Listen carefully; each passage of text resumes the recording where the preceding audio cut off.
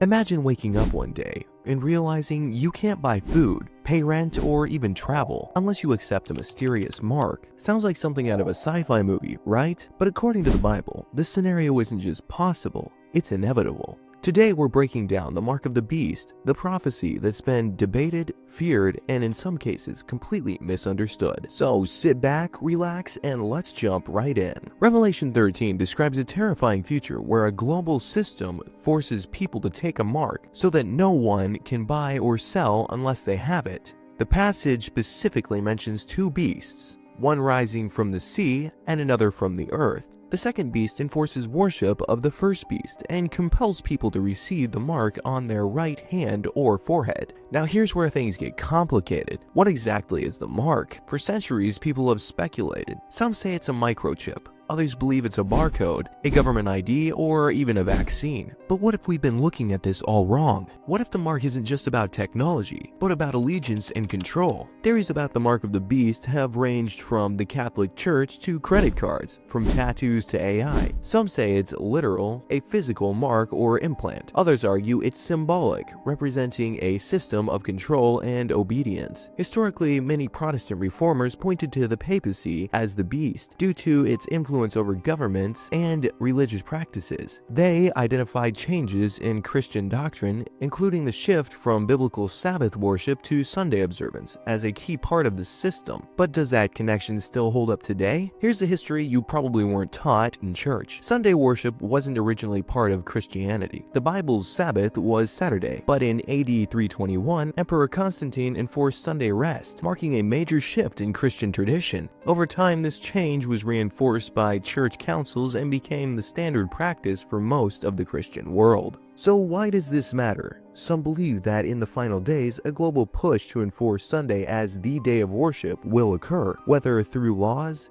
economic incentives, or outright coercion could be the fulfillment of Revelation's prophecy. In this view, those who refuse to comply will face economic restrictions, mirroring the no buy, no sell scenario from Revelation 13. Now let's talk about money. Because if you control finance, you control people. Revelation warns that those without the mark won't be able to buy or sell. Let's put that into today's context. Digital currencies and CBDCs, central banking digital currencies, are being developed worldwide. These can be programmed to restrict spending based on compliance. Social credit systems are already in use in some parts of the world. These systems reward good behavior and punish bad behavior, determining access to services, jobs, and even travel. Advancements in facial recognition and ID verification are making it easier to track and control who has access to financial and social privileges. If a global crisis arose, could governments use these tools to enforce compliance with religious laws? And if so, would this system fit the description of Revelation 13? At its core, this prophecy isn't just about tech, politics, or conspiracy theories. It's about choice. Revelation 4:12 describes a group who refuses the mark. Here is the patience of the saints. Here are those who keep the commandments of God and the faith of Jesus. This suggests that the mark of the beast is more than just a physical identifier.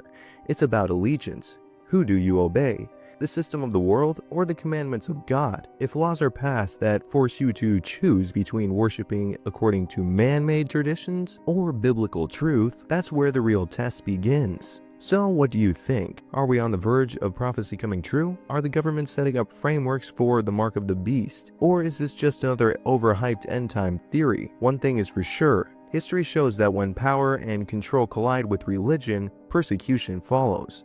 The only question left is, when the moment comes, will you comply or will you stand firm? For more videos like this, please check out our channel. Have a good day. Goodbye.